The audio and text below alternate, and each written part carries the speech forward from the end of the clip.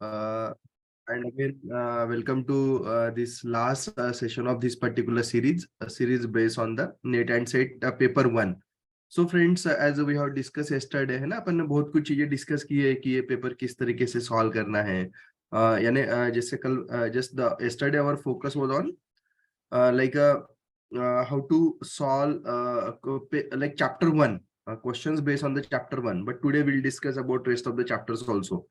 तो ये सब करते समय अपन किस तरीके से इस पेपर को सॉल्व करेंगे या कैसे क्वेश्चंस अपने को इस पेपर में आते हैं, तो ये भी अपन यहाँ पे देखेंगे आज. Okay, let's will see.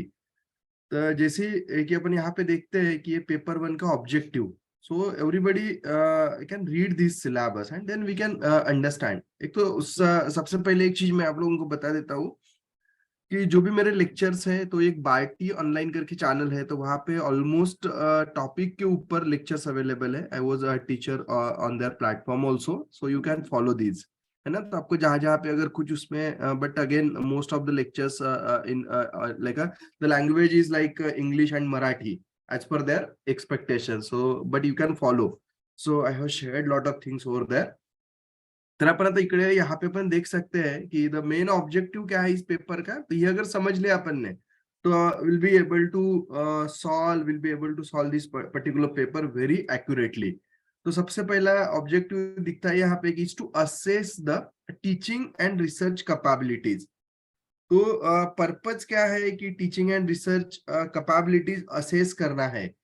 तो जब teaching and research capabilities teacher की असेस करना है, तो what kind of the tools would be there. So that is what given in this particular paper, capabilities of the candidates. The test aims at assessing the teaching and research aptitude as well. तो एक teacher से ना, मैं जैसे आप लोगों को एक कुछ कॉमन चीजें बात करता हूँ यहाँ पे इस प्लेटफॉर्म पे. कोई भी एक टीचर होता है, तो टीचर से like 5 types of the roles are expected from every teacher. So you can think the first role of teacher is like a teaching that we are exhibiting, everyone is exhibiting. तो जहाँ पे अपने को subject knowledge चाहिए, skill चाहिए and attitude towards teaching चाहिए. So that we have seen, we call it the KSA. Second होता है every teacher has to do the research. अभी रिसर्च क्यों करना है? एक तो ठीक है, सबको लगता है कि एक पीएचडी डिग्री करने के लिए अपन रिसर्च कर रहे हैं, but that is not only the reason. आप अगर कोई टॉपिक पढ़ाना कैसे है, इसमें भी आप रिसर्च कर सकते हो. जैसे कल अपन ने पेडागोगी, एंड्रोगोगी, हेटागोगी. तो पेडागोगी का अगर मीनिंग ही वही है कि how to improve the teaching and how do we go ahead. तो that is what kind of the research is also expected. Even though अगर suppose if I am working in the domain of material science, so then my research, how my research will be useful for the students, because during the process of research I learn lot of things, है ना. So means how to find out the problem, then again once we have find out the problem, then how to execute that with the help of some experimentation. Then again once we are having some experimentation, then we need some softwares for the data analysis. Then once we analyze the data, then we need to write a paper. Then again we can communicate the paper, and then finally we know. So this is what the process of the research. After communication of the paper, there is, like, as you may be knowing, the we are finally writing a thesis, and again the we are having the defense. So during this process of research or the PhD, we learn a lot of things. We learn patience, we learn hard work, we learn how to execute any of the problem and all like that. And that is what expected from every teacher. So that is what I say always the second vertical. तो पहला vertical क्या था कि teaching. Always you remember, teaching करना ये तो अपना 100% काम है. दूसरा ये है कि टीचिंग के बाद में अपने को रिसर्च करना है. So every teacher has to perform और do the research. Then third बात अगर अपन करते हैं, तो थर्ड इज व्हाट कि teacher has to do the administration. तो अपने को पता है कि whether we are like a head of the department और नॉट, है ना, और like any of the thing like that. But being a teacher also we have to do so many administrative work. So that so that is also expected from the teacher. Then the fourth role of the teacher is, always you remember, that is the accreditation. And nowadays, as we know, like the accreditation is mandatory for every higher education institutions, like a NAC or the NBA or the NABET. So these are the different, or you may be knowing about the Washington Accord. So these are the different accreditation. So again the ISO is also one kind of the accreditation. So in that way there are different accreditation, and that has to be carried out by the teacher. So this is the fourth vertical, and the fifth vertical according to me is that is a training. So teacher has to execute the role of trainer. So teacher is not only meant to teach their students, so they have to train the like not only teach, they have to train also, train on particular area, train on particular aspects and all like that. So in that way teacher has to execute the 5 roles, and if you think accordingly, then definitely will become the best teacher. That is what I feel. So friends, so because of these all, here you can see candidates are exposed to possess and exhibit cognitive abilities. Cognitive means related to knowledge, which includes the comprehension. So comprehension matters a lot. Whatever the matter is there, that has to be understood very quickly. That is what the first role of the teacher. Then the analysis of the text. Then the evaluation of whatever things are there. Then the understanding the structure of arguments. So whatever the arguments is there, that has to be understood by the teacher. Then the deductive and inductive reasoning. So, and again, along with these, the candidates are also expected to have a general awareness. So general awareness about teaching and learning process in higher education system. Abhi general awareness यानी क्या? कि as I told you, I think in one of the lecture, कि if we talk about the education, so is education a part of central list or the state list or the concurrent list? Can anyone give the answer for this? And for that, we should know something about the Constitution of India. So can anyone tell me, is education a part of state list, central list, or the concurrent list? Yes, I am waiting for your response. Concurrent list. Concurrent list, because the education is governed by the state as well as the central, and that is why that comes under the concurrent list. So थोड़ा सा constitution भी पता होना चाहिए, directive principles of the state policies क्या होता है, fundamental rights क्या है. So then again, as we know, like है ना नई शिक्षा नीति या तो फिर education for all and all. तो ये सब चीजें थोड़ा education के बारे में aware होना चाहिए, and that is why one chapter is devoted for that. Then again, further, they should be aware of interaction between people, environment, natural resources, and their impact on the quality of life. So that chapter is also there related to environment. And as we know, so some movement like Narmada Bachao, some movement like Chipko movement, White Revolutions. So these are also included in this particular chapter. And again, some of the natural resources, some of the calamities based questions are there, how it will impact on a human being.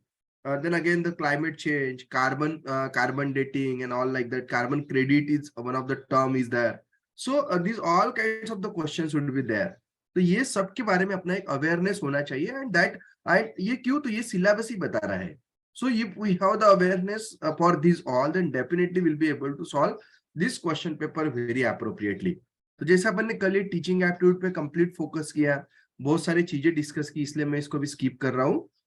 Then I will be moving to another one is research aptitude, and I think Supriya ma'am has covered this, what are the types of research, then again the steps of research. Everyone knows like that, because we are doing some project in our PG, or like some of the students may be pursuing their doctoral degree, so everybody knows like that. So this is what the part I am skipping from here.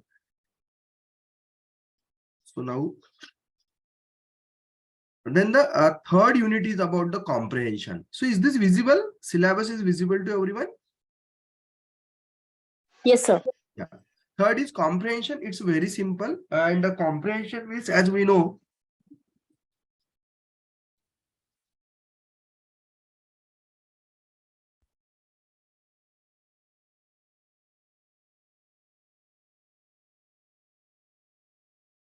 so as we know, in case of comprehension, a passage is given, and again we have to give the answer. But again, one tricks I am giving you, जो बोलते हैं ना reading between the lines.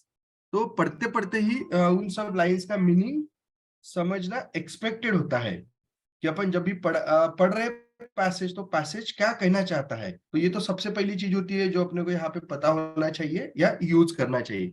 Another thing I wanted to tell you, कभी भी है ना, कोई भी पैसेज के आंसर जब भी लिखोगे तो आपने पहले पैसेज पढ़ना चाहिए या क्वेश्चंस पढ़ना चाहिए? What's your opinion? What you are doing usually? Reading passage sir. Passage पढ़ने चाहिए। पहले पैसेज पढ़ते हैं, है ना? जी sir. Okay, so again I am telling you the tricks here. Don't read passage first, read the questions first. Try to understand these questions or try to keep in your mind and then read the passage. तो क्या होगा, इसकी वजह से आपका समय बचेगा, क्योंकि पैसेज पढ़ोगे, समझोगे, फिर आंसर दोगे, मतलब क्वेश्चन पढ़ोगे, then again you are coming back to passage. Got it the meaning? So instead of that, whatever the questions are there, maybe 5 questions or the 4 questions, read it carefully and then read the passage. And now just try it. आपके पास जितने भी question paper है उसमें try करके देखिए कि this technique how it will be useful. तो जहां पे भी मैंने जितने भी स्टूडेंट्स को पढ़ाया है तो they found this technique is useful. So that is what just I wanted to share from this. Then like communication. So I hope do you agree with me? आपको लगता है कि ऐसे पैसेज आप अगर पहले क्वेश्चन पढ़ोगे और बाद में पैसेज पढ़ोगे तो अपना पर्पस सॉल्व होगा, क्योंकि टाइम भी बचाना है. Yes sir, again we think so. या टाइम भी बचाना है, तो टाइम बचाना है तो आपको ये सब चीजें थोड़ा सा ट्रिक्स और टेक्निक्स फॉलो करना पड़ेगा. Then again you can see here the another chapter is about the communication. तो कम्युनिकेशन मतलब simply we need to understand कि ये कम्युनिकेशन इज व्हाट, कि this is the dialogue in between two people और dialogue in between one person and the masses. तो ये थोड़ी सी चीजें अगर अपन समझ लिए तो then accordingly there are some words like a vertical communication, horizontal communication, grapevine communication. Can anyone share some ideas about the grapevine communication?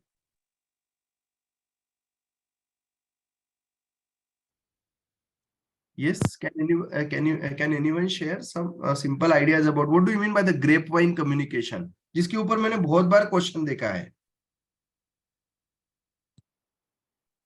Don't know sir. Okay, किसी को, एनीबडी, है ना? अपने मीटिंग में तो बहुत सारे 54 पार्टिसिपेंट्स हैं. तो ग्रेपवाइन कम्युनिकेशन में आपको शायद आपके भी एग्जाम में ऐसा क्वेश्चन आए. तो ग्रेपवाइन कम्युनिकेशन क्या होता है ना, कि जहाँ पे एक आधी चीज मतलब this is what we call, this is means grapevine communication is nothing but a rumour. तो ये कहाँ पे फैलाए जाते हैं? मोस्टली जब भी इंडस्ट्रीज में सपोज पता चलता है मैनेजमेंट को कि employees are going for strike, and again their demand is like ki means management has to increase their salary. So at that moment what they are doing, तो management को तो ये इंफॉर्मेशन आ गई कि अभी ऐसा ऐसा होने वाला है. तो मैनेजमेंट क्या करती है कि अगर सपोज अभी ये सपोज इमेजिन करिए कि अगस्त मंथ है, तो व्हाट दे विल डू कि बता देंगे किसी बंदे के हाथ से या उनका जो भी मैसेंजर रहेगा कि हम लोग आने वाले दिसंबर से या आने वाले जनवरी 1 जनवरी से इतना इतना सैलरी हाइक करने वाले हैं. करना नहीं है उनको. Again I am telling you, ये करना नहीं है. रिटर्न है क्या ये? This is not a written communication. This is the communication we called unwritten communication and it is not a true communication also. तो आपको इस तरीके से घुमा फिरा के उसके क्वेश्चंस आएंगे. So be careful about that. And grey point communication का मतलब हमेशा याद रखिए रूमर, टू स्टॉप एनीथिंग और to create anything. So that is what mostly done in industries. So I hope you got this. Then like communication, the meaning of communication types, जैसे मैंने बताया vertical, horizontal, lateral communication. So you can see then the characteristics of communication. So any book you can read, you will be getting it. Verbal, non-verbal, मतलब मैं अपन यहाँ पे जो बात करें that is the verbal communication. Non-verbal, we are writing, if we are writing like email or the letter, that is what the non-verbal. The intercultural and the group communication. So this is what you can see, it's a group communication what we are doing now. तो इसमें से best suitable answer आपको जो भी questions रहेगा उसके लिए देना पड़ेगा. Then the classroom communication, then barriers to effective communication. तो अपने को पता है कि लैंग्वेज में बी द बैरियर. या यहाँ पे है ना ग्रेप पॉइंट कम्युनिकेशन का बहुत अच्छा एग्जांपल दिया है, जैसे कि गवर्नमेंट ओल्ड पेंशन नहीं दे रही है ना, but they are trying to है ना trying to pass the rumours कि हम दे देंगे, हम ही दे देंगे. सो एज एवरीवन नोज, है ना, इसके ऊपर मैं कमेंट करना नहीं चाहता हूँ. So that's true example of the grape point communication. So then again barriers to effective communication, इसके बारे में अगर अपन बात करें तो एक तो सिमेंटिक बैरियर्स होते हैं, या तो जैसे कि लैंग्वेज बैरियर्स है ना, समटाइम अगर सपोज मैं अगर कंप्लीट इंग्लिश में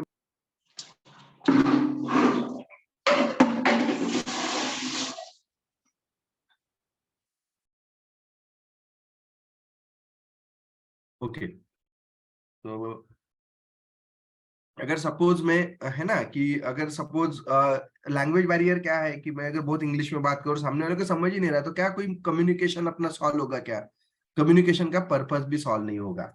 So that is what we can say the barriers to effective communication. Then mass media and society. Some of the questions are there related to newspaper, magazines, or TV channels, and all like that. So this is what the chapter related to communication. तो आप इसको बहुत एकदम simple chapter है, 5 के 5 questions आप solve कर सकते हो, it's not tough. Then mathematical reasoning and aptitude. तो यहाँ पे आपको जैसे टाइप्स ऑफ रीजनिंग है, तो आपको पता है कि टाइप्स ऑफ रीजनिंग में verbal and non verbal reasoning होता है। तो how to solve problem related to verbal and non verbal reasoning, तो दैट ऑल्सो मैं यहाँ पे अगर आज समय मिलता है तो I will open that PPT and then again we can have some discussions. मैं आपको कुछ ट्रिक्स भी बताऊंगा कि मैथमेटिक्स के ट्रिक्स अगर अपन कैसे अपन यूज कर सकते हैं। तो ये मैं I will just focus on this also, है ना। तो ये मैं इसलिए अभी यहाँ पे थोड़ा सामने लेके चलता हूँ। तो आपको जैसे एवरेज कैसे निकालते हैं उसके कुछ ट्रिक्स बताऊंगा, परसेंटेज के तो थोड़े ट्रिक्स बता देता हूँ। तो I will open that PPT if time permits, है ना। देन द लॉजिकल रीजनिंग, ये एक बहुत इजी चैप्टर है। आप अगर कोई भी पढ़ोगे बुक जो भी अवेलेबल है, तो you will be getting then like this classical square of oppositions. बहुत अच्छा इजीएस्ट कंसेप्ट है। आप अगर इतना भी नेट में डालोगे तो आपको बहुत अच्छी इंफॉर्मेशन इसके बारे में मिल जाएगी। then like analogies are there, so that also you can solve. Some Venn diagrams are there, so अपने को पता है वेन डायग्राम तो अपन पहले भी पढ़ के आए, बट यहाँ पे एक थोड़ा सा पार्ट जो है ना लास्ट वाला, Indian logic, means of knowledge, then the pramana, है ना, प्रत्यक्षा। तो ये थोड़ा जस्ट थोड़े से संस्कृत वर्ड है, तो इसको आप पढ़ लीजिए, एक आधा क्वेश्चन इसके ऊपर रहता ही है। So it's newly added part in syllabus. Then again let me discuss about data interpretation. आप जैसे ही डाटा इंटरप्रिटेशन पार्ट पे आओगे ना, बहुत इजीएस्ट पार्ट होता है data interpretation. So like some bar chart और द हिस्टोग्राम्स और द पाई चार्ट और लाइक अ टेबल चार्ट्स।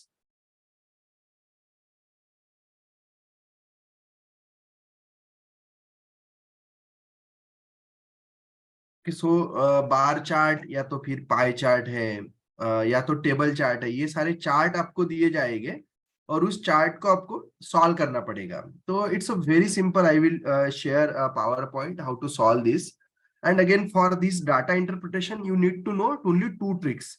एक तो सबसे पहले होता है एवरेज, उसमें बहुत सारे क्वेश्चंस रहते हैं, तो मैं आपको एक एवरेज की बहुत अच्छी एक ट्रिक्स पावर पॉइंट ओपन करके बताता हूँ।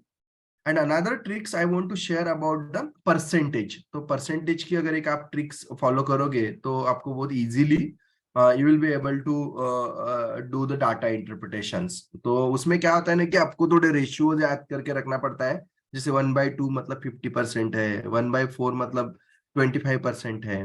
तो इन दैट 1/3, तो ऐसे अप टू 1/12 आप रेशियो निकाल के उसको याद करके रखिएगा। तो उसका मैं आपको किस तरीके से प्रॉब्लम सॉल्व करने में फायदा होता है, तो that also I will be trying to share. Then ICT is again one of the chapter, information and communication technology. तो सिंपल है कि जो इंटरनेट के ऊपर क्वेश्चंस होते हैं, www, तो इसका लॉन्ग फॉर्म पूछते थे पहले, बट अभी ऐसा डायरेक्ट क्वेश्चंस नहीं पूछेंगे। तो थोड़े general abbreviations and terminology, RAM means what, ROM means what, है ना। तो ऐसे CD ROM means what, DVD means what. तो ये ऐसे क्वेश्चंस रहते हैं जहां पे जनरल एब्रिविएशंस एंड टर्मिनोलॉजीज में आपको क्वेश्चंस पूछे जाएंगे। Then basics of internet, intranet, है ना, जैसे अपने को पता है कि ला लैन वैन मैन, तो इसके ऊपर भी क्वेश्चंस आते हैं। देन ईमेल में सीसी क्या होता है, बीसीसी क्या होता है, can you tell me BCC क्या होता है? तो बीसीसी क्या होता है? Blind carbon copy. ओके, तो क्या होता है, मतलब इसका मीनिंग क्या है? अगर सपोज तुमने बीसीसी किया तो कौन कौन देख पाएगा? बीसीसी करते हैं तो सर जो बेसिकली हम 2-3 जन को मेल भेज रहे हैं वो हाँ जो पर्सन को दिखा सकते हैं, एक पर्सन को दिखेगा, बाकी के अगर 2 पर्सन को भेज रहे हैं तो जो 2 पर्सन है उनको नहीं दिखेगा कि हम ये सेम मेल किसी और को भी भेज रहे हैं। हाँ राइट राइट, वेरी ट्रू। तो जैसे हम अगर मुझे जिसको अगर, दिखाना चाहते हैं उसे दिखा सकते हैं, हाँ जिसको नहीं उसे दिखाना मतलब चाहते हाइड कर सकते हैं। समटाइम्स क्या होता है ना, अगर अपन जैसे मेल में सीसी कर देते हैं, सीसी करते वक्त अपन सबको एक साथ ऐड करते हैं और अपने को पता चलता है कि ये मेल सबको इसने फॉरवर्ड किया है। तो अगर आप बीसीसी के जगह पे अगर उनके मेल आईडी ऐड कर रहे हो, तो किसी को भी पता नहीं चलेगा, कि उसको लगेगा कि मुझे ही ये इंडिविजुअल मेल भेजा गया है। तो that is what the advantages of the BCC. तो इसके ऊपर भी कई क्वेश्चंस आए थे नेट और सेट में। तो that is what the email etiquettes also. Then audio video conferencing, so what we are having now through the Zoom or the Google Meet, or so that is what we call as audio video conferencing. Then again, digital initiatives in higher education. So as we know, the Swayam, MOOC, and again the another like initiatives. So you should know some information or the knowledge about that also. Then ICT and governance. So how the governance can be carried out with the help of ICT. तो सारा अभी पता है कि office automation है, office में अभी अपन बोलते हैं कि पेपरलेस ऑफिस है। तो ये सारे चीजें, this is what the part of ICT. Now here we can come down to unit number 9. So unit number 9 is you can see related to people, development and environment. So here you should know the Millennium Development and Sustainable Development Goal, है ना, MDG or the SDG. So that goals you can read carefully. So it's a document, a very simple document, and accordingly you can solve the questions. Then human and environment interactions. So anthropogenic activities and their impact on environment. जैसे अपन पता है कि AC है, तो AC से CFC निकलता है, तो so how it is, whether it is dangerous for the depletion of ozone layer or what. तो इस तरीके के क्वेश्चंस आते हैं. तो that is what the human and environmental interaction. जैसे अपन देखते हैं ग्लेशियर मेल्ट हो रहे हैं, तो this is what because of the human and environment interactions. There again some of the environmental issues like a local, regional and global, like air pollution, water pollution, इसके ऊपर भी क्वेश्चंस आते हैं. Soil pollution, noise pollution. जैसे soil pollution आपको लगेगा कि how it is, तो मैं एक simple example excuse me, simple example बताता हूँ सॉइल पोल्यूशन के लिए.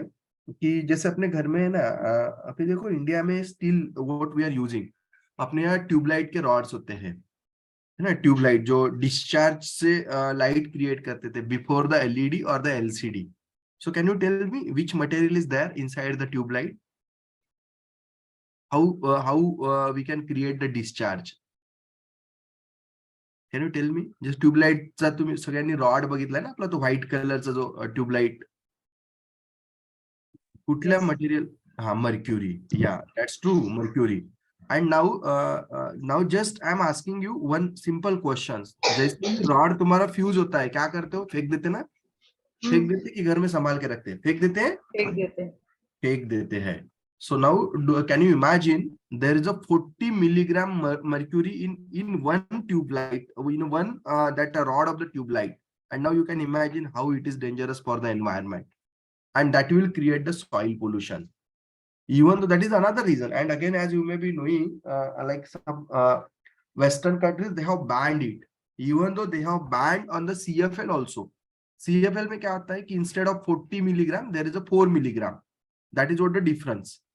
And now you may be knowing the next generation is to avoid this all mercury and mercury, so we are using the LED where there is no mercury, so the disposal cannot be the issue. So that is the one thing about this soil pollution. इसके अलावा पता है अपने को soil pollution because of the excess use of the fertilizers, so because of that also soil pollution can be occurred. Then again as you know the industrial waste से भी soil pollution होता है. तो industrial waste जो भी पानी में जाता है, and then that water will be used for the means for some crop and all. Then noise pollution. So as we know the how much noise pollution is, or the how much noise level is tolerable and all. तो ऐसे भी questions आएंगे. Then waste के ऊपर solid, liquid, biomedical waste, hazardous, electronic. अभी पता है अपने को ई वेस्ट के बारे में भी बड़ी अवेयरनेस चल रही है, because if you see the e waste, there is a mercury. there are so many metals in e-waste. So as you may be knowing, for enhancing the performance of any of the devices, only semiconducting material is not there, but along with semiconducting material, we need number of materials for like a memory devices, some different material, for having other functions, some different material, and that may be harmful also. So because of that, again, as we know, the e-waste is, so you can see how it is harmful. So इसके ऊपर भी questions आएंगे, तो आपको थोड़ा सा ये भी इस तरीके से पढ़ना होगा. Then climate change and its socio economic and political dimensions. तो अपने को पता है कि आपको carbon, do you know carbon credit, the term carbon credit? Yes sir. या कैन अभी तो पॉलिसी सर जो गवर्नमेंट द्वारा रन की जाती है, जो कंपनी सबसे ज्यादा पोल्यूशन करती है उसको पनिशमेंट दिया जाता है, और जो पोल्यूशन लेवल की कंपनी पोल्यूशन लेवल को कम करती है उसको रिवार्ड दिया जाता है टू द गवर्नमेंट. यस. तो मतलब अगर तुम जितना भी पोल्यूशन, कोई इंडस्ट्रीज है अगर वो पोल्यूशन, या यस, थैंक यू. तो कोई अगर इंडस्ट्रीज है वो अगर पोल्यूशन से उनका वो, तो पोल्यूशन को कंट्रोल करने के लिए उसको कंपेंसेट करने के लिए वो प्लांट्स लगाते हैं, या तो कई जंगल में प्लांट्स लगाएंगे या कई प्लेस पे लगाएंगे. तो that is what a carbon credit, और उसमें ट्रेडिंग भी होता है. तो these are again there are lot of issues about that. तो impact of pollutants on human health, तो already we have shared some impacts, है ना. एयर पोल्यूशन के कितने इम्पैक्ट होते हैं, स्किन इरिटेशंस होता है, स्किन डिसीजेस होते हैं, तो उसके ऊपर भी क्वेश्चन आते हैं. The natural and energy resources, solar, wind, soil, hydro, geothermal, biomass, nuclear and forest. तो इसमें से किसका कितना proportions है, ऐसे क्वेश्चंस आते हैं कि मतलब अगर सपोज 100% में से सोलर कितना होता है, कितनी एनर्जी सोलर से जनरेट होती है, विंड से कितनी परसेंट होती है. तो that is what kind of the questions would be there. Then natural hazards and disasters, then again some mitigation strategies. तो थोड़ा सा पता होना चाहिए, इसलिए ये सब क्वेश्चंस है. Then Environmental Protection Act उसमें दिया हुआ है, so you can see some national action plan on climate change, international agreement efforts, so Montreal protocol, Rio summit. तो थोड़ा थोड़ा ये वर्ड को है ना आप गूगल करिए तो आपको इसकी इंफॉर्मेशन मिल जाएगी. तो accordingly you will be able to solve them, मतलब जो भी आपके क्वेश्चंस आएंगे उसको सॉल्व कर पाओगे.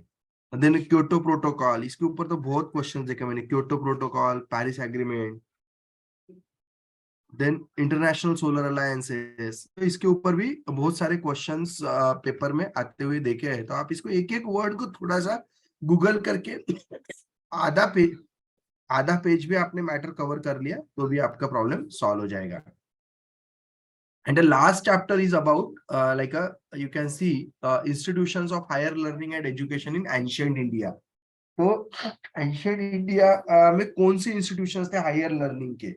तो अभी अपने को पता है कि because of NEP 2020, so there is much more focus on ancient India, like Takshashila, Nalanda, Lumbini. So these were the premier institutions of the ancient India. So इस तरीके के क्वेश्चन भी आपको पता होना चाहिए. Then again, evolution of higher learning and research in post independence area. तो आपको कोठारी कमीशन आया क्या, देन मैकेलेज एजुकेशन पॉलिसी क्या थी, उसमें स्ट्रक्चर क्या था, एजुकेशन का स्ट्रक्चर क्या था. अभी एज पर NEP एजुकेशन का स्ट्रक्चर क्या है, जैसे मैंने कल बताया था कि फर्स्ट स्टैंडर्ड में बच्चे जाने के लिए 7 ईयर लगेगा. तो एक सिंपल क्वेश्चन था, but again as you know, you may be knowing the structure of education, है ना, कि जहां से 9 now there won't be any 10th board examination, and the examination will be 9, 10th, 11th, 12th. So 12th will be the first board examination. After that, again, you may be knowing, as per the NEP, there will be a degree of 4 years, not of the 3 years. So, and then again, the degree, the name of the degree would be like liberal arts and liberal sciences. So, ये ऐसे इस तरीके से questions आना शुरू हो जाएंगे. तो ये क्वेश्चंस बहुत इंपॉर्टेंट है. देन अगेन, जैसे आपको पता है कि एग्जिट है, मल्टीपल एग्जिट्स है वहां पे. अगर 1 साल करता है बच्चा तो उसको सर्टिफिकेट मिलेगा, 2 साल करता है तो उसको डिप्लोमा मिलेगा, 3 साल मिलता है तो करेगा तो डिग्री मिलेगी, 4 साल करेगा तो डिग्री विद रिसर्च मिलेगी. तो इस तरीके के क्वेश्चंस आपको आपके पेपर में आएंगे, क्योंकि NEP के ऊपर क्वेश्चन कहीं पे भी पूछ सकते हैं. ऐसा नहीं बोल सकेंगे अपन कि NEP इसका पार्ट नहीं है. So then again, professional, technical and skill based education.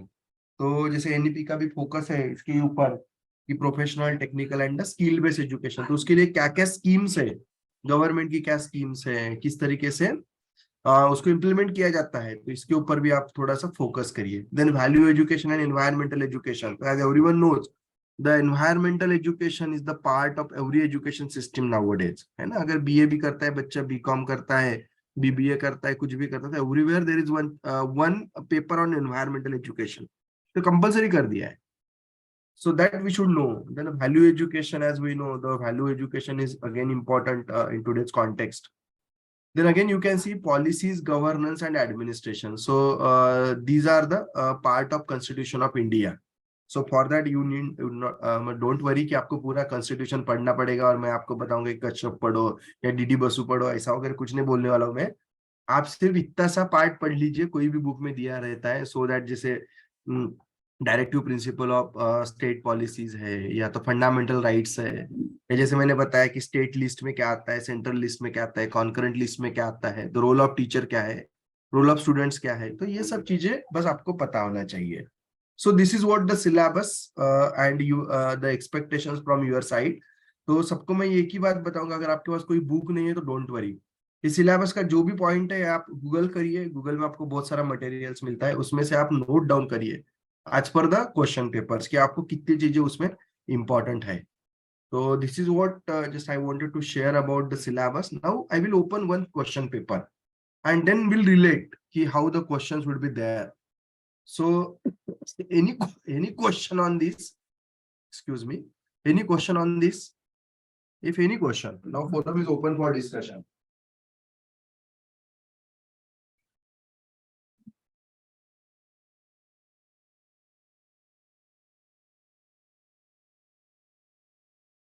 If no question, then I can proceed. है ना? I think no question. Any question? Excuse me. Yeah, some questions are there in chat. Okay, no, thank you.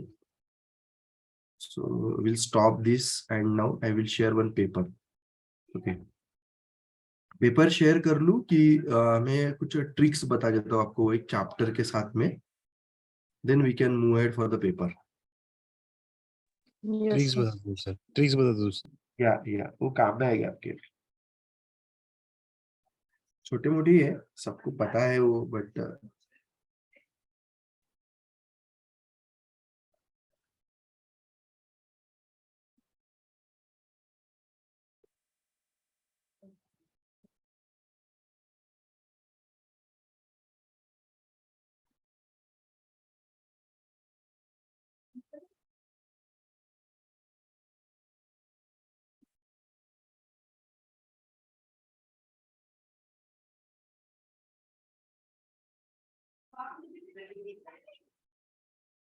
okay, so I will just share this PPT. So, yeah. हो जाएगा। Yes.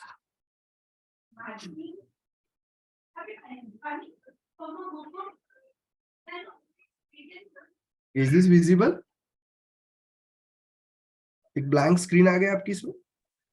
Yes, sir. Okay, सो इसमें मुझे बहुत ज्यादा कुछ excuse me,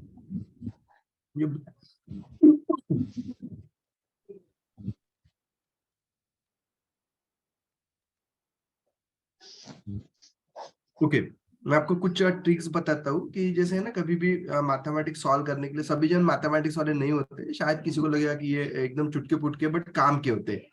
जैसे है ना, एक सबसे पहली ट्रिक्स बता देता हूँ कि आपको है ना, ये सब दोनों भी चैप्टर या जो भी मैथमेटिकल रीजनिंग है, तो उसमें अभी भी मैं बताता हूँ, ठीक है, अपन अपने बच्चों को पढ़ाते हैं या किसी को भी, छोटे बच्चे जैसे करते हैं ना, तो आपको 20 तक है ना स्क्वायर सबको याद करना है।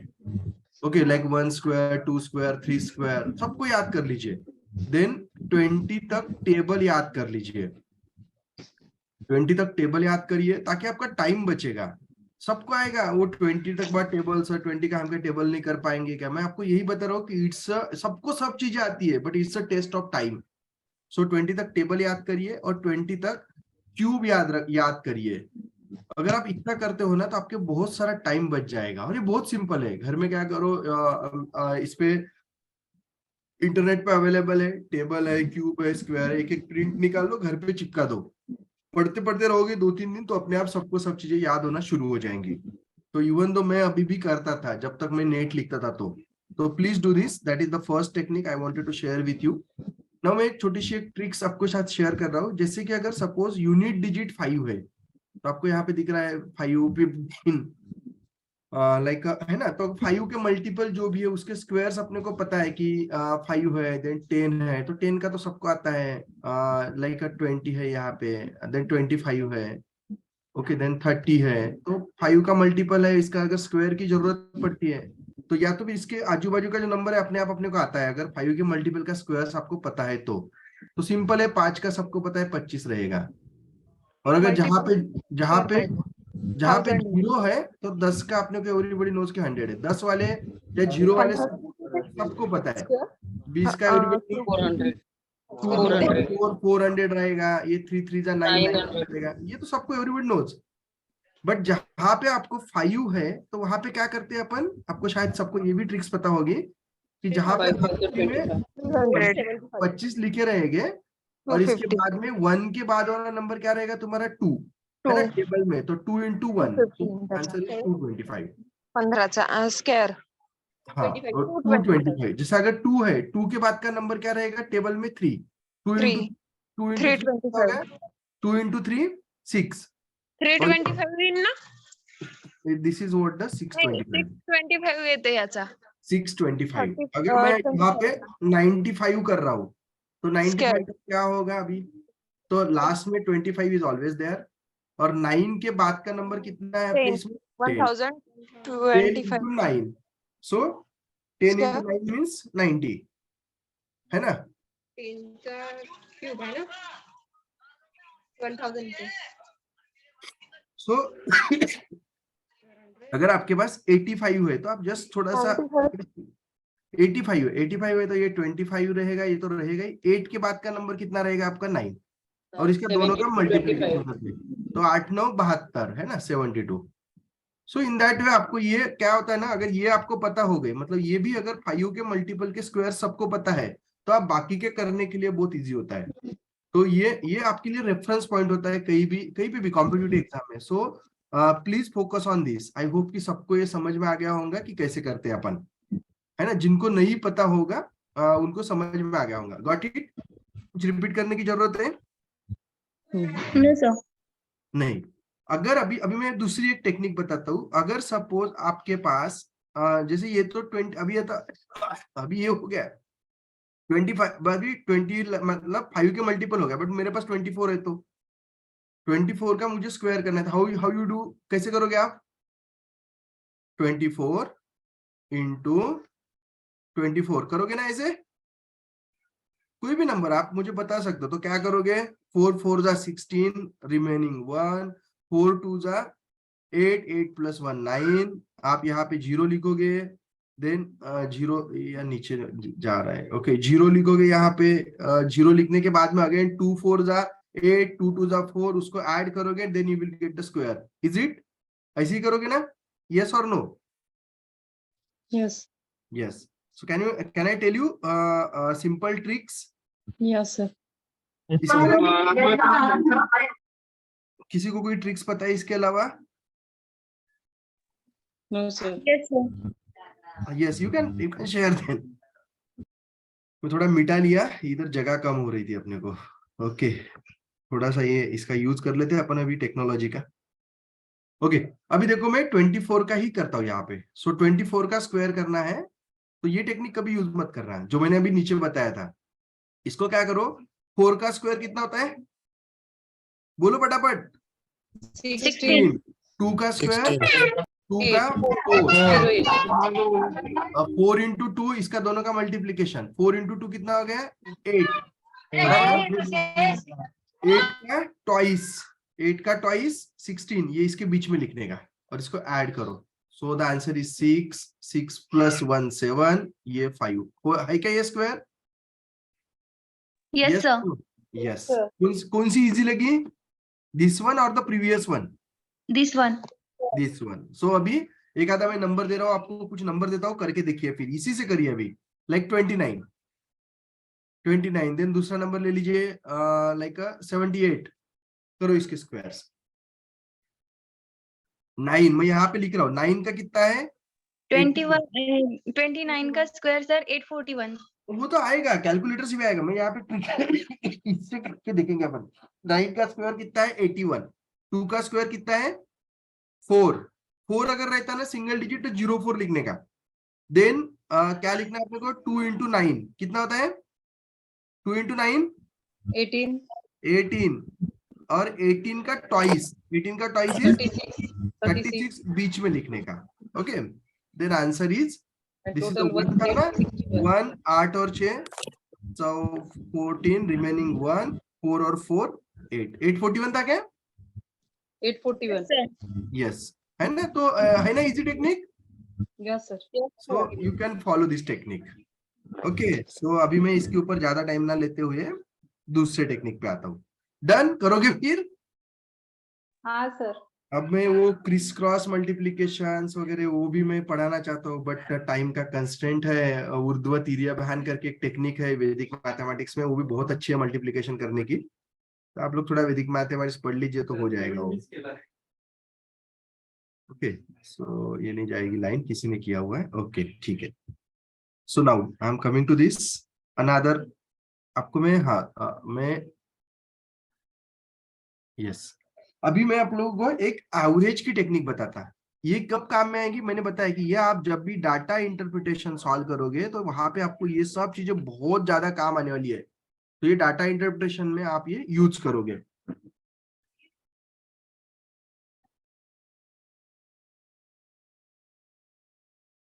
सो जब भी डाटा इंटरप्रिटेशन में जब समय कम होता है ना तो वहां पे ये सब चीजें काम में आती है. तो now I am coming to average. अभी देखो मेरे पास अगर कुछ नंबर्स है, मैं इमेजिन कर लेते हैं अपन. मैं थोड़ा इजी नंबर ले रहा हूँ ताकि समय बचे. 5 10 15 20 है ना. पर बाकी के भी ले लेंगे, कोई भी नंबर ले लो, ऐसा कोई प्रॉब्लम नहीं है. बाद में आपको मैं एक एक्सरसाइज दे दूंगा. हाँ अगर मुझे इन सब का एवरेज निकालना है तो व्हाट वी डू? 15 सर. नहीं वो तो आ जाएगा. अगर मैं और एक नंबर लिख लेता हूँ 30. Now sir 15 plus 20 divided by 2. Okay 15 plus 20. अगर सपोज मैंने कुछ आड़े टेढ़े नंबर दे दिए तो 7 18. All number divided by number of numbers. Addition of the numbers divided by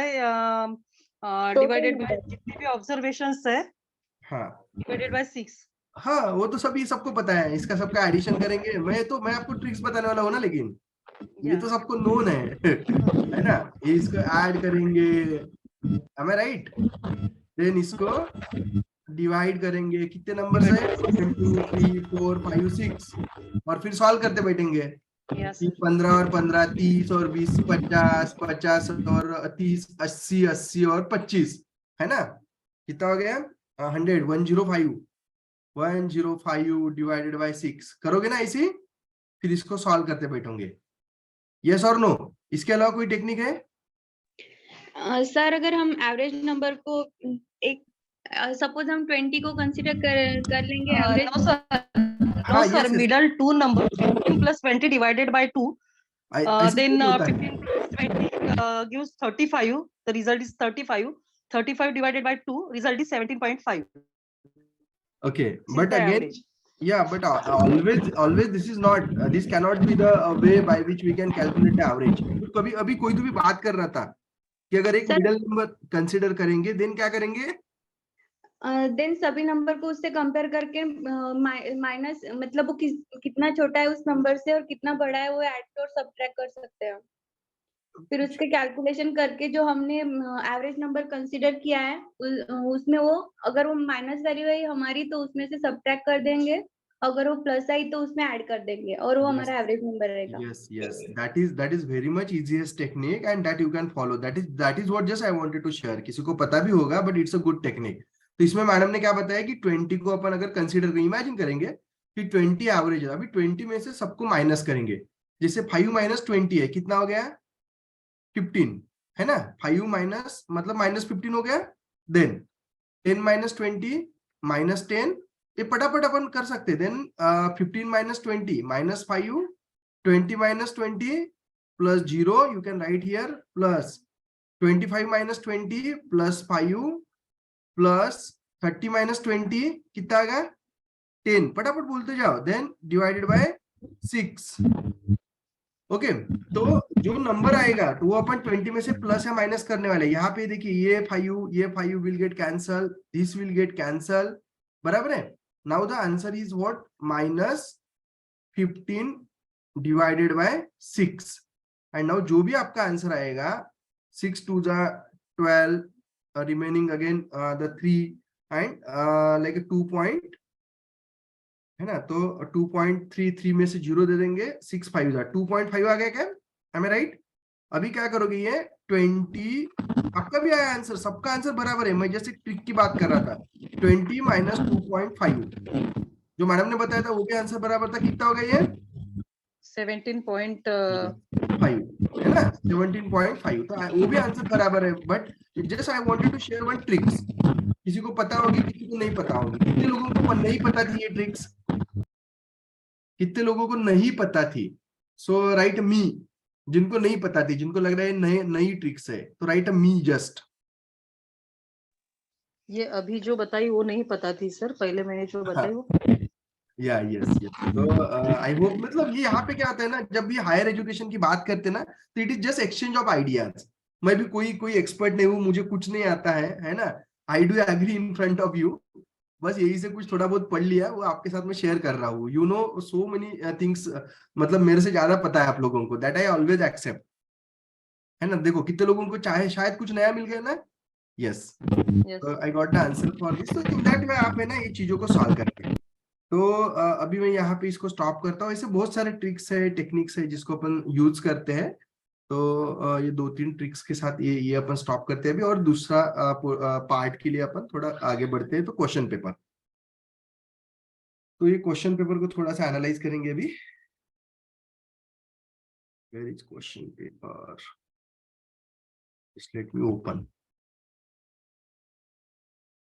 any question, अगर आपको कोई क्वेश्चन है तो आप पूछ सकते हो। कोई ट्रिक्स बताने वाले किसकी? परसेंटेज से रिलेटेड? हाँ, परसेंटेज में है ना, जस्ट सिंपली है ना, परसेंटेज में है ना, आपको सिर्फ एक ही काम करना है कि आपको फ्रैक्शंस याद करिए। फ्रैक्शंस मतलब जैसे 1/2 है, 1/3, 1/4, तो ये सारे ऐसे फ्रैक्शंस याद करो। फिर उसका जैसे होता है ना कि एक आंसर है आपके पास कि 65% ऑफ द 65% ऑफ द 100 या 70 नंबर्स, तो फिर वो फ्रैक्शन से क्या फायदा होता है ना, आपको जैसे 65% of any of the number निकालना है, तो आपको फ्रैक्शंस की वजह से सॉल्व करने में बहुत ज्यादा सहूलियत होती है।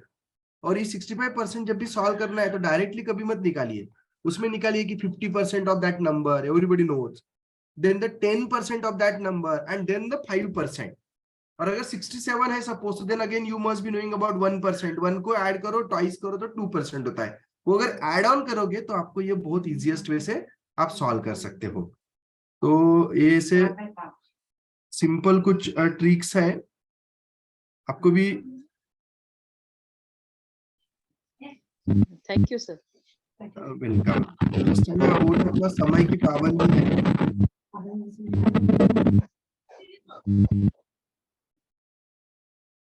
Now paper sir.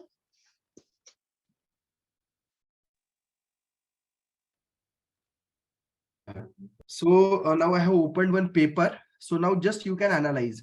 Recent paper है ये, सेट का पेपर है 21 का, September 21। So now you can see how and what type of the questions are there. इसका मैं question paper keys, I hope कि ये आप लोगों ने सॉल्व किया है। कल मैंने एक लिंक भेजा था, आपको दिया था ना, किया कि नहीं किया कल से? उससे कुछ क्वेश्चन पेपर सॉल्व करके देखे? कितने लोगों ने यस है?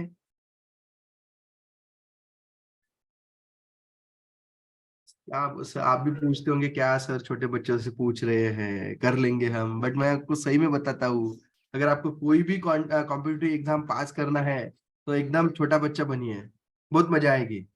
मैं आपको जस्ट एक मेरा पर्सनल एक्सपीरियंस बताता हूँ। लाइक 7 times यूपीएससी क्वालिफाइड हूँ मैं, 9 times net and set qualified हूँ, तो मतलब 7 + 9 कितना हो गया 10, 16 competitive exam I have cracked in my life. तो तो उसका एक एक्सपीरियंस में जो बताता हूँ ना, आप उसका यूज करिए। So really that will be useful for you. Question paper open हो गया आपके सामने? यस यस, इज ओपन हो गया? Yes sir. या ओके। तो यहाँ पे देखो जैसे शुरुआत में क्वेश्चंस आपको दिखेगी कि understanding level of teaching includes. तो अपन ने जैसे कल भी सॉल्व किए थे कि ये देखो इसमें कल के इसमें इसका आंसर्स है। तो मैं अभी आंसर क्वेश्चंस की तरफ नहीं जाऊंगा, बट आपको दिखेगा कि कल जो भी बात किया उसमें इसका आंसर था। दूसरा है the most intellectually fertile period of human being is. इसके भी ऊपर अपन जैसे ना कि अगर आपको इसके कीज भी मैं शेयर कर दूंगा।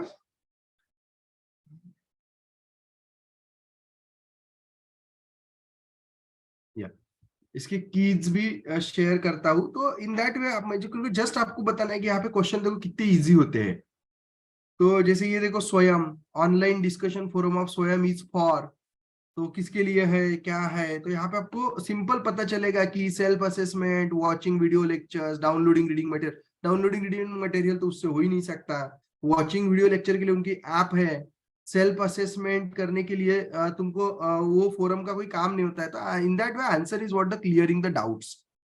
तो इस तरीके के क्वेश्चंस आपके एग्जाम में आएंगे।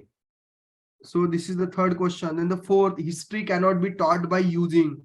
तो यहाँ पे अपने को एक बहुत सिंपल दिखता है कि हिस्ट्री को तुम रोल प्ले से कभी पढ़ा नहीं सकते हो, है ना। तुम role play like a demonstration, maps, digital, मतलब you can see the which one is the best answer for that, and accordingly you can follow. Then here absolute and relative grading are the types of grading. तो that also you can see। तो इसे इस तरीके से पहले 5 questions आपको दिखेंगे कि पहले यूनिट से है। The next 5 are from the research methodology। इतना सिस्टमैटिक पेपर होता है कि जैसे आपने पढ़ाई किया वैसे क्वेश्चंस आते हैं। So most essential quality for a researcher is, तो आपको बेस्ट आंसर मैं बताता हूँ ना आपको कि आप अगर आप इसके कीज देखोगे तो आपको बहुत मजा आएगी कि किस तरीके से आपको बेस्ट आंसर देना सीखना है। Then a variable academic achievement will be measured on, तो ये मैडम ने पढ़ाया होगा आपको। मीन मीडियन मोड भी पढ़ाया होगा, बताया होगा। Research paper is based on, research paper काय पे बेस होता है? प्राइमरी डाटा, सेकेंडरी डाटा और द डिस्क्रिप्टिव डाटा। काय पे बेस होता है research paper? Yes, anyone can give the answer। थोड़ा फास्ट जा रहे हैं अपन, ऑलमोस्ट अपन 1 घंटा हो गया, इसलिए मैं थोड़ा फास्ट जा रहा हूँ। So as you know then this is what the paragraph जिसकी अपन बात की थी। Again one more thing I am telling you, paragraph पढ़ते समय पहले ही डिसाइड करिए कि आपको इंग्लिश पढ़ना है या हिंदी मराठी जो भी वो पढ़ना है।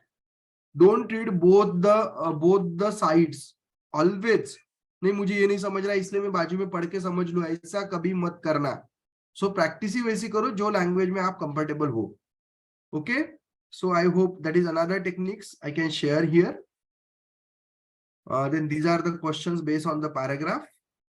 Then here you can see what is one of the following most important factors to become the communication effective। So this is related to communication। Then again here you can see the vertical, horizontal, non-formal and the distance। Then again this is the again communication। बहुत simple questions है। तो अगर अपन ये chapter अपन पढ़ा पाते हैं तो ये इसके सारे डाउट अपने क्लियर हो जाते थे। देन अगेन ये भी बड़े सिंपल क्वेश्चंस होते हैं मैथमेटिक्स के। Then some questions related to series. तो ये सीरीज का मैं थोड़ा सा जो भी कोडिंग होता है ना, कोडिंग आप लोग कैसे सॉल्व करते हो? कोडिंग बहुत सारे लोग कॉम्पिटिटिव की प्रिपरेशन तो करते ही है, उनको पता होगा कोडिंग कैसे सॉल्व करते हैं। तो कोडिंग के लिए काम करना है, जैसे ही आपके सामने क्वेश्चन पेपर आता है तो उसमें क्या करना है, A to M तक ABCD लिखो, ऊपर 1 2 3 4 13 तक नंबर लिखो और M के नीचे N से उल्टी ABCD लिखना, मतलब N से लेके Z तक, और उसके नंबर लिखना 14 15 16 ऐसे करके 26 तक। तो ये सबसे बेसिक ट्रिक्स है ताकि आपका समय बचेगा। जब कोडिंग का क्वेश्चन 100% रहेगा तो जैसे ही क्वेश्चन पेपर आता है तो आपका नाम वाम सब लिखना हो गया कि आप ये हमेशा लिखना है, या जो भी रफ पेपर आता है उस पे, and then you can solve that. तो आपको सिंपल पता है कि वो रिलेशंस तो आप सबने करके देखे ही होंगे, तो वो कर सकते हैं। वेन डायग्राम भी बहुत इजी होते हैं। Then this is what the percentage जो मैंने बताया था आपको परसेंटेज, ये देखो मीन, मीन मतलब एवरेज यहाँ पे काम में आएगा, परसेंटेज काम में आएगा।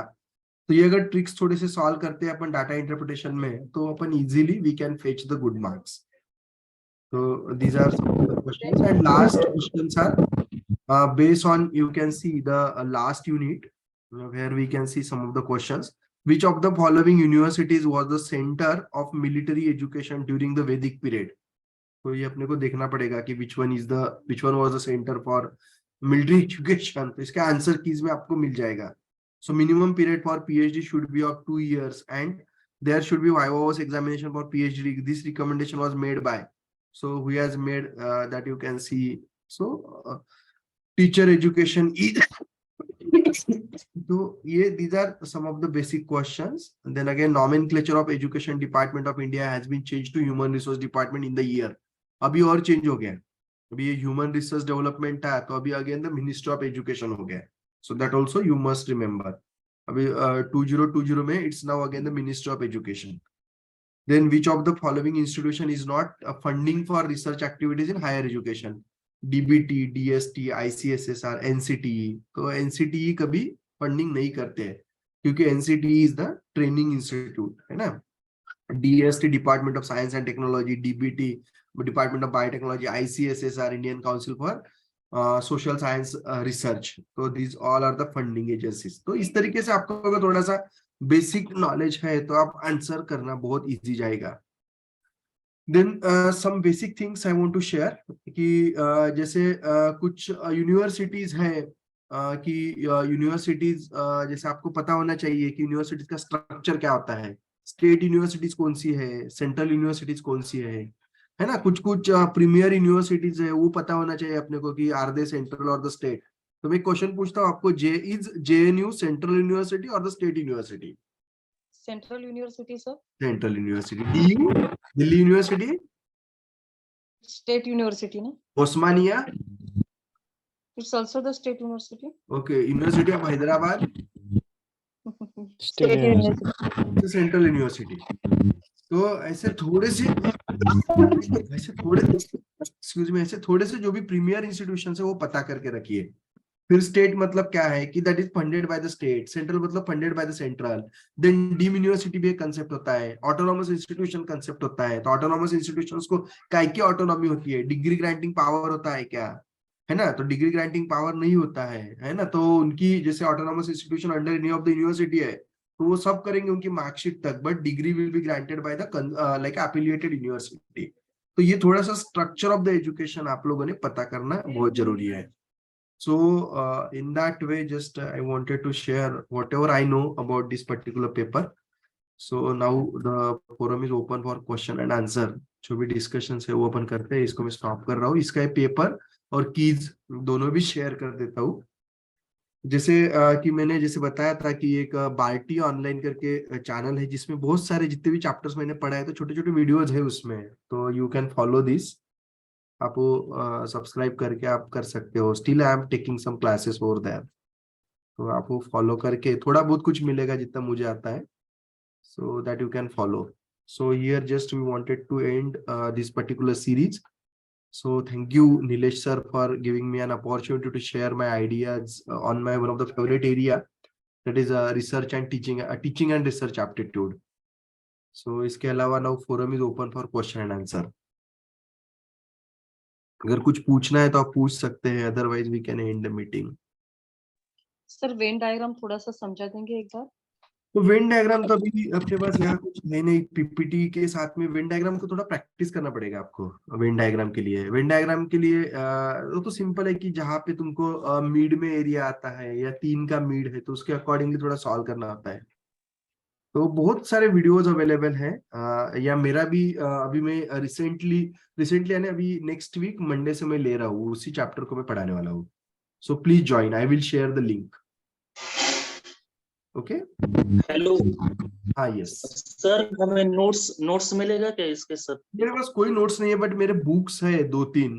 एक हिमालय पब्लिकेशन में 2 बुक है, वही है टीचिंग एंड रिसर्च एप्टीट्यूड नाम के. तो you can follow that books.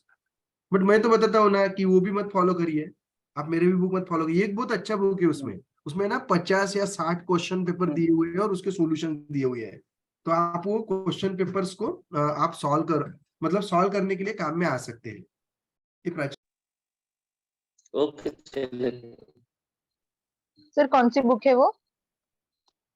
Question papers की ही बुक है, teaching and research aptitude, green colour के कवर की है। नीलेश उगम के बुक्स डालोगे तो पता चलेगा। तो आपको एक रेडीमेड है ना, बहुत सारे स्टेट के नेट के वगैरह क्वेश्चन पेपर है उसमें, मोर देन 50-60 क्वेश्चन पेपर से कुछ।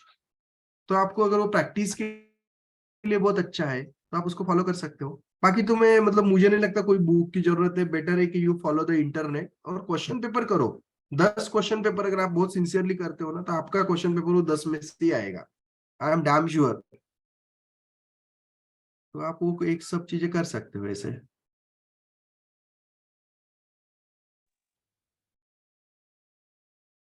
Sir Again? कोई क्वेश्चन है?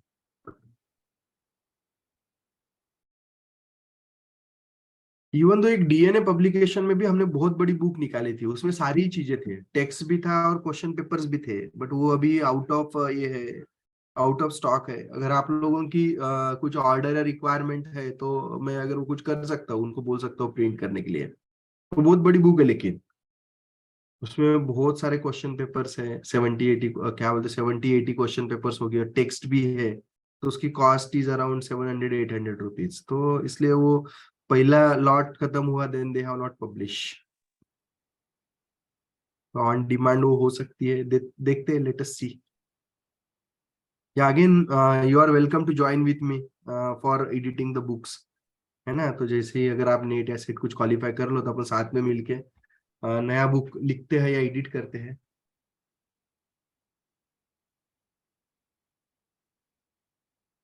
Okay, so I think there is no more question. So,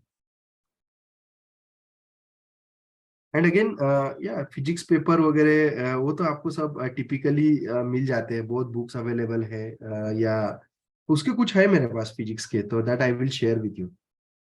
और मेरा एक नंबर मैं आपको देता हूँ, तो आप यू कैन व्हाट्सएप में, सबके इसमें तो है वैसे भी। So accordingly I can help you out, अगर थोड़ा कुछ कर पाऊंगा तो। फिजिक्स वाले notes I will share, okay Shreyash, I will share.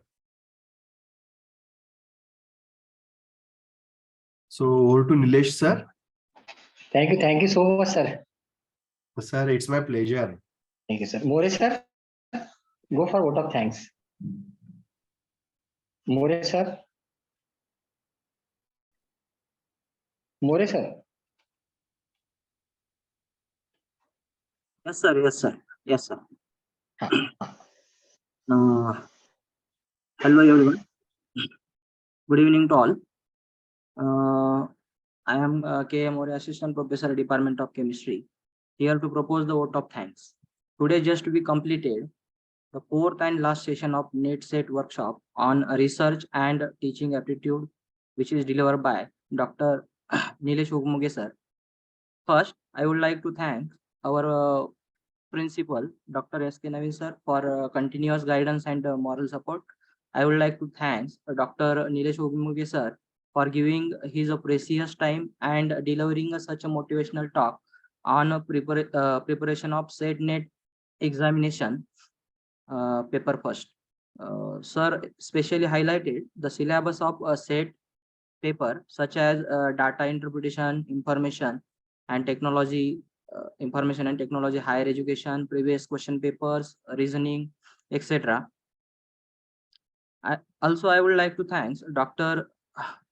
N.V. Gandhare sir, coordinator of MSc Chemistry, Department of Chemistry, Nabira Mahavidyalaya Katol, for providing such a wonderful platform for us.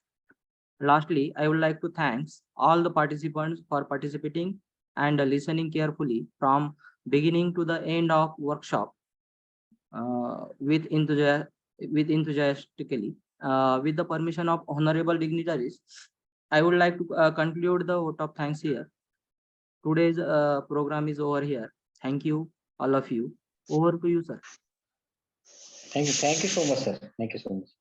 Okay, thank you. Okay, sir. Thank you so much, sir. Sir, it's my pleasure. It's my pleasure to be there always.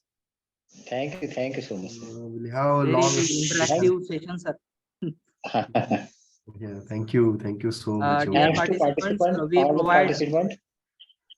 we provide a feedback form up to the 9 p.m. So please provide your valuable feedback so we can improve our program in next workshops. Thank you. Thank you. Thanks to all. Okay, thank you. So, Dr. Nilesh Ugamge signing off. Thank you. Thank you, sir. Thank you.